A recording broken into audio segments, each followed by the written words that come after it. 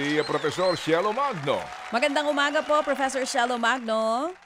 Magandang umaga, DJ Chacha. Magandang umaga, Manong Ted. Good morning po. Thank you for being on the show. Ito, even before, nung nagkaroon na tayo ng problema dito sa 2020 or last year's budget natin, kayo pong grupo ninyo may panawagan na kayo for open BICAM. And finally, ang Speaker of the House, si Speaker Martin Romualdez, ngayon po nagbigay ng pahayag. Sinasabi niya dito, basahin ko lang po. Sabi niya, transparency and accountability must be the cornerstones of the budget process. This is a crucial step in restoring the public trust and ensuring that the national budget truly reflects the will and welfare of the people.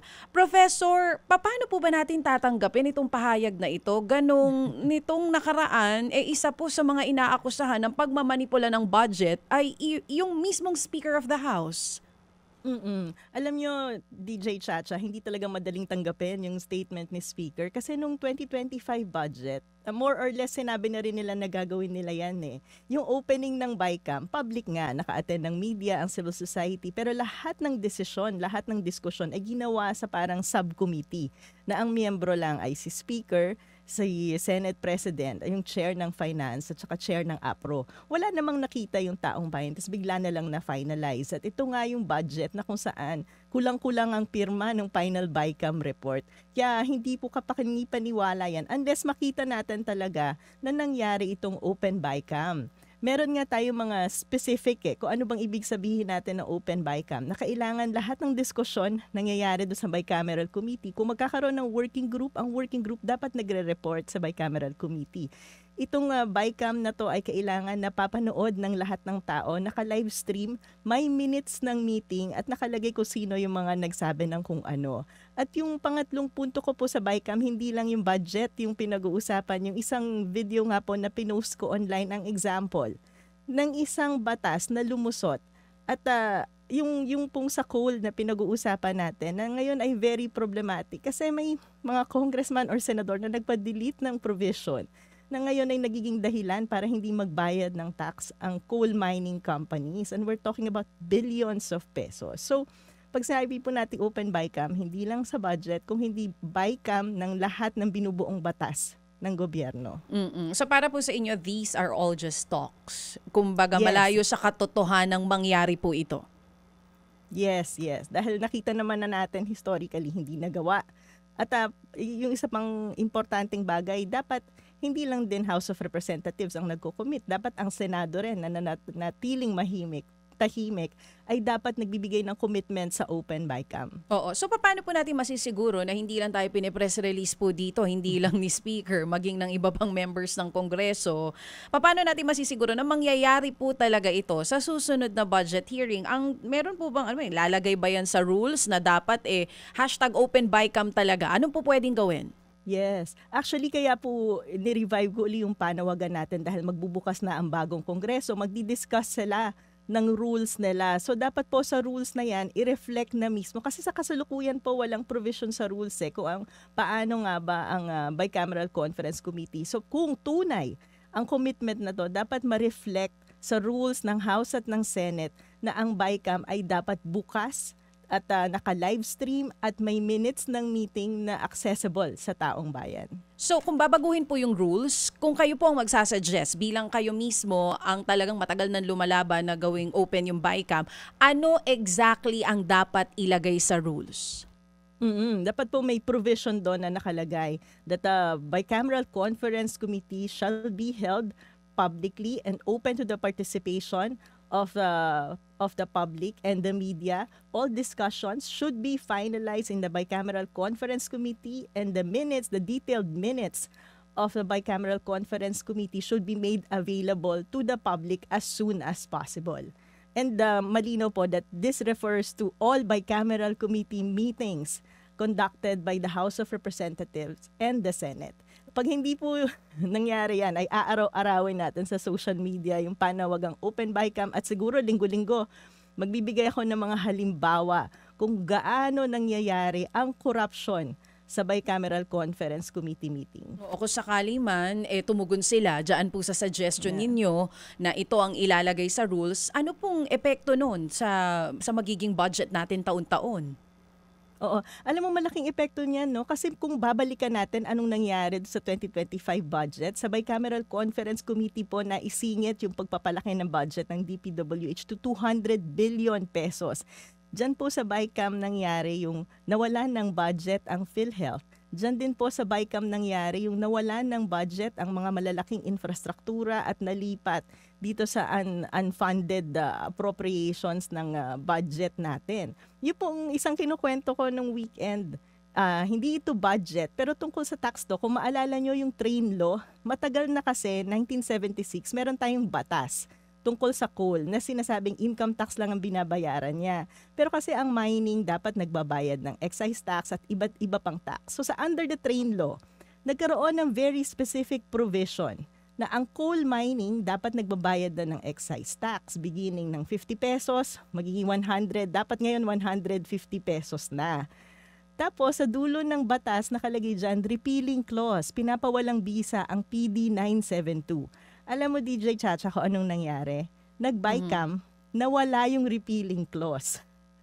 At nung nag-USEC ako, yan ang unang-una kong tinanong sa DOF, nagbabayad na ba ng tax ang mga coal mining? Tapos yun ang sinabi sa akin ng BIR, hindi sila nakagbabayad dahil nawala yung repealing clause. So, these legislators, pinabayaan nilang hindi magbayad ng tax ang coal companies despite the fact na yung intention na ng batas na binubuo ay pagbayarin sila ng tax.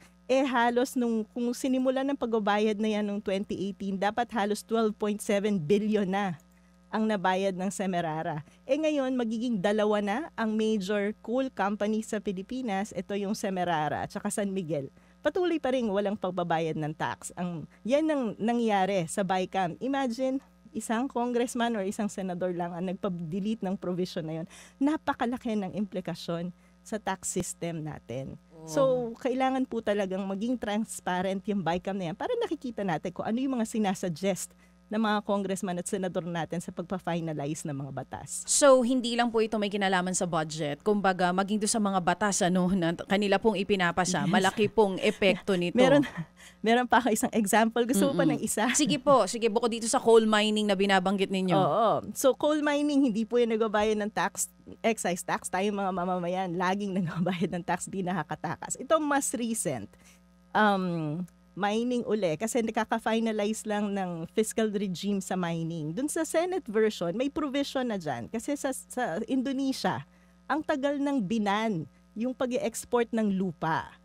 2009 sa Indonesia itinigil na yan para sila ay magkaroon ng processing sa Indonesia at malink yan sa mga industriya nila, magamit locally yung kanilang nickel. Tayo po ay pangalawa sa biggest producer ng nickel sa buong mundo. Pero ang ginagawa natin ngayon, dinadala natin mga lupa natin sa China. So finally, dito nung pina-finalize yung batas, naglagay na sila doon to ban yung pag-export ng lupa sa China na dapat i-process dito sa Pilipinas. Nung na-finalize yung batas sa BICAM, nawala po yung provision na yun. Pasa lang sila ng magandang tax regime para sa mga mining companies, pero yung requirement na i-ban na ang pag-export ng lupa, nawala na naman. Hindi natin malaman sino ang nag-suggest, sino yung brilliant, sarcastic po ako na congressman o senador na nagpatanggal ng provision na yun. Pero yung final na batas na lumabas ay obviously kapakipakinabang sa mining companies, hindi kapakipakinabang sa mga Pilipino. Kaya yung BICAM po, na sinasabi ni Speaker Romualdez, hindi sapat yun. Hindi sapat na BICAM namang ng budget, hindi sapat na sabihin transparency and accountability. Kailangan konkretong steps yung nakikita natin kung talagang committed ang Kongreso na i-implement ito at hindi lang po sa budget, kung hindi sa lahat ng batas na ipinapasa ng Kongreso. Hindi natin natunugan yan sa balita, Professor, yung reforms sa taxation sa mining companies, wala doon sa mga naiulat na nailusot nitong huling mga sandali ng 19th Congress. Lumusot pala ito, ma'am? Yes. Ganyan naman po sila kapag ka-controversial, quietly pinapalabas, distracted tayo sa impeachment, pero lumusot po yan, Manong Ted. So, ngayon, naghihintay na lang ito ng lagda ni Presidente. Yes. Opo. Okay. May mga good governance feature na naisama dyan. magkakaroon ng bagong tax para sa non-mineral reservations. Nakaka-disappoint nga lang kasi yung bagong tax na gusto nilang kolektahin kapag zero accounting profit, ang level ay 0.001 of 1%. Parang Wow. wala lang. Wow. Paano nakalusot yun? 0.001 of 1%? Of 1%. Uh, Diba? So kung ano ma'am, kung ilalagay mo yan sa 100 piso, parang wala ka na makukolekta. Na pa. Mababa pa sa piso. Parang gis lang, gano'n. Mm-mm. Wow. Kaya nakakainis, di ba, Manong Ted? Oo, sa totoo lang ma'am, kaya hindi na kami tumawag sa inyo on that issue kasi akala namin hindi nakalusot. Wala sa balita. Akala ko rin po. Wala po eh. Walang nakatunog actually. Anyway, ma'am, tingin niyo ho ba ang provision na inalis nila? Ito hong dapat hindi na ho tayo nag-export nito pong mga panggagalingan itong nickel ore na ito sa ibang bansa. Bagkus ito po ay dapat na iproseso po sa Pilipinas para ang industriya, ang trabaho, ang taxation na sa atin dito. Dapat bang i-veto yun ng Presidente? Dapat po, dapat ano. Kasi nakita na nga natin sa buong mundo, sa Africa, ganyan na yung ginagawa nila. Nationalization ng paggamit ng mga mineral. Indonesia, 2009 pa nila ginawa. Nakita nyo ngayon, may industriya na sila ng solar panels, yung lahat ng gumagamit ng nickel. Nasisimulan doon tayo, nakanganga. Nakanganga dahil nakikinabang ang mining company sa pag-export ng lupa kasi walang nagmo-monitor kung gaano ba talaga karami yung minerals na nakukuha dyan. Ano? Kaya sobrang nakakainis talaga at saka nakakagalit yung nangyaring yan. At saka yung isa pang malaking issue ko dyan, hinihiwalay kasi nila yung tax na usapin doon sa environmental and social impact ng pagmimina. Hindi mo naman pwedeng hiwalayin yan dahil yung tax, yung sistema ng taxation, yaan ay dapat dinidisenyo ng naaayon doon sa negative impact ng pagmimina sa bansa. So maling-mali po itong batas na pinasa na to. Hindi pwedeng tingi-tingi eh. Dapat malawak at mas komprehensibo ang pag-unawa natin sa pagmimina. Tayo po ay yung pinaka-affected ng climate change sa Pilipinas. So hindi natin dapat ini-ignore lang na padala ng minerales sa ibang bansa. Pero tayong mga Pilipino hindi nakikinabang dito sa mga hinuhukay sa bansa natin. Kaya tama po kayo, no, yung presidente. Dapat po, kung may batas siyang i-veto, ito po yun. Ito pong fiscal regime sa mining. Opo.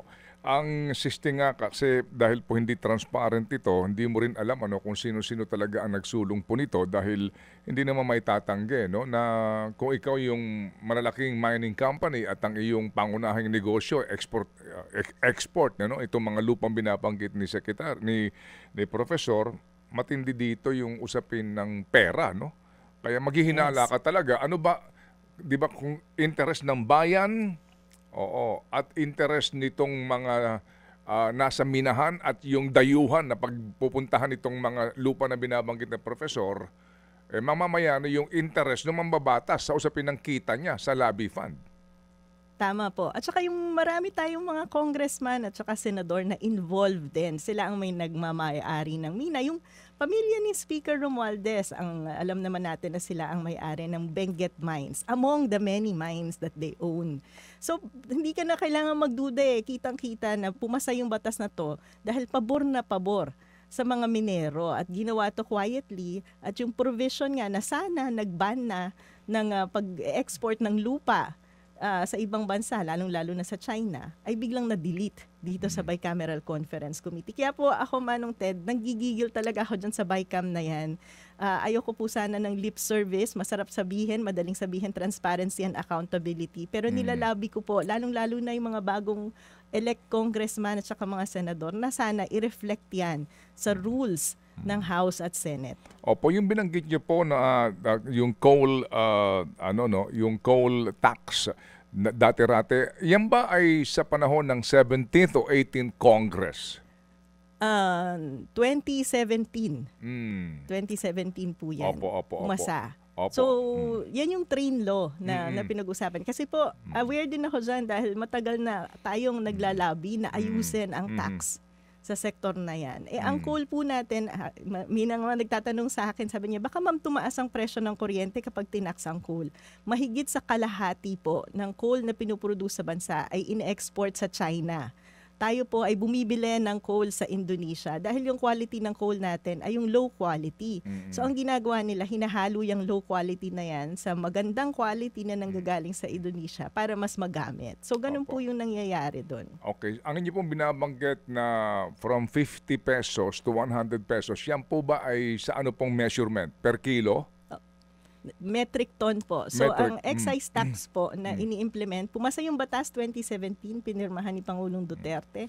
2018, dapat nagbabayad na sila ng 50 pesos per metric ton. And then 2019, dapat po naging 100 na yan. And then beginning 2020, 150 na yan.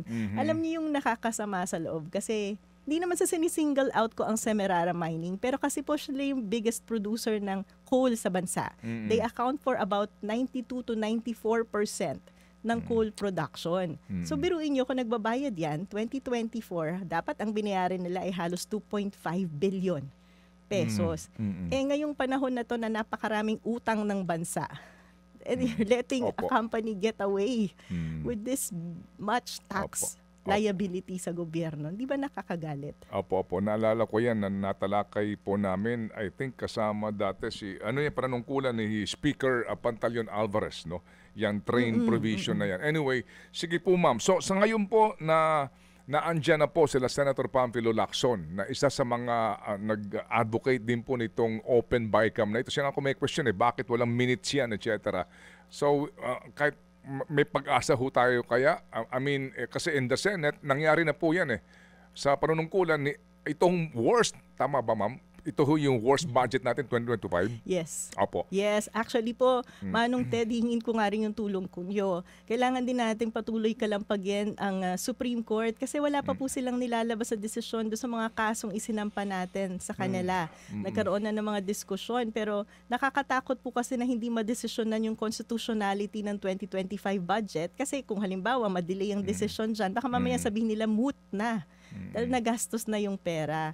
So sana po yung Supreme Court natin, respectfully nananawagan tayo na yung mga pending po na mga kaso sa Supreme Court ay sana madesisyonan ng agad-agad. Kasama dyan yung budget sa PhilHealth, yung zero budget ng 2025 at yung mga kinukuhang 90 billion ng DOF. Kasi magba-budget season na naman po tayo for 2026. Napaka-importanting issue po na ma-resolve ang mga bagay na to dahil baka ulitin na naman ng Kongreso natin. Well, ito hong Independence Day speech ni Chief Justice Esmundo, ang kanya pinapangalandakan doon na kinakailangan natin isulong ang accountability, isulong po itong transparency. Well, ano nga po, na timing din nga, sabi ko, mukhang kung ganun ang kanya sinasabi, dapat po yung tugunan po ang petition ninyo tungkol po sa nangyaring pagsasalaula sa ating 2025 budget na ilusot po yan, itong BICAM na ito sa panunungkulan po nitong si Ginoong Chis Escudero. So ngayon ma'am nga, na naandyan na po sila Senator Pamphilo Lacson, ano ho, ang tingin po ninyo kahit papaano, meron tayong doon sa Senado. In the Senate, nangako naman si Senator Ping sa ating mga panayam na yun ang kanyang tututukan itong budget na hindi po mangyayari itong nangyari ngayon. Opo, tama po kayo, no? Si Senator Ping po ay isa sa mga senador natin na talagang naghihimay ng budget. So masaya po tayo na nandyan na siya sa Senado at makipagtulungan po tayo sa kanya na isulong talaga ito. Patuloy po tayong mag-iingay, patuloy nating i-remind ang taong bayan kasi minsan hindi nakaka-relate yung mga taong bayan natin sa issue ng budget dahil bilyon-bilyon na pinag-uusapan. Pero yun nga po tayo po yung nagbabayad niyan at kinukuha sa atin yan sa forma ng tax na binabayaran natin. Kahit kape lang ang binibili natin, 3-in-1, may tax po yan. Kaya dapat po talaga binabantayan natin kung paano ito ginagastos ng gobyerno. Okay, sige ma'am. So, ma'am, in closing, in parting, meron ho kayong composition, na awit to remind everyone tungkol nga dito sa inyong advokasiyang ito, sa ating advokasya, na masiguro po natin na tama ang paggasta sa pinaghihirapan nating tax. Maaari ba namin mapakinggan yan, ma'am? Mga ilang oras ba yan? Ah, 3 minutes lang po. 3 Manong minutes. Ted. Grabe Pero- naman yung Hindi, kantang joke yun. lang. Eh, pinapatawa Oo, mo si hindi. Ma'am Shelo Napatawa eh. ko lang si Ma'am Shelo. Gusto ko nga marinig sana live eh, pero ready naman na daw. Meron Ito ba kayo mismong ma'am, song. maaari ba namin mapakinggan ito? At ito ho mga kapatid nga, para ho, paalalahanan lang tayo na hindi tayo nananahimik sa mga isyong ganito kasi Hindi natin nakakalimutan. pinaglululuko tayo ng mga taong ito eh. Oo, pinaiikot-ikot tayo. Yes po. Opo, itong mga... Minagic nyo, tapos kayo magsasabi, open by cam? anong title nito ma'am? Yan po, tax ng ina mo, bantayan mo. Kasi matagal ko na po advocacy yan, 2001 pa yung tax ng ina mo eh. So ginawa ko na siyang kanta para hindi talagang ma-remind yung mga kababayan natin gaano ba ka-importante yung usapin ng budget at usapin ng tax Okay. sa ating mga mamamayan. Ba, Kung ikaw- ikaw'y nag-aaral, ikaw yung bata-bata pa, yung nanay mo, tatay mo, yung tax ng ina mo at tax ng ama mo, ay dapat kasama ka sa nangangalaga nito. Hindi po ba? Sige po. So, Yes ma'am, so sa ang pagbibigay po namin sa inyo ng pasalamat this morning, tayo po magtatapos sa pamamagitan po ng pagpapatugtog nito pong inyong nilikhang at inyong awitin na inyong ba meron ba kayong dedication dito ma'am? Go ahead please. Opo. Bali po yung lyrics po ng kantang yan. Ako po ang gumawa at yung musika po ay ginawa ng kaibigan kong si Jake Regala. Ito po ang unang pagkakataon na maipi-play ng buo yung kanta. Mamayang gabi ipapalabas namin yung video ng kanta. At ito po ay ginawa talaga natin para i-remind, paalalahanan ang mga Pilipino kung gaano kaimportante ang pagdidemand natin ng better na serbisyo mula sa gobyerno dahil lahat na yan binabayaran po natin ng tax natin. Tax ng ina mo, bantayan mo.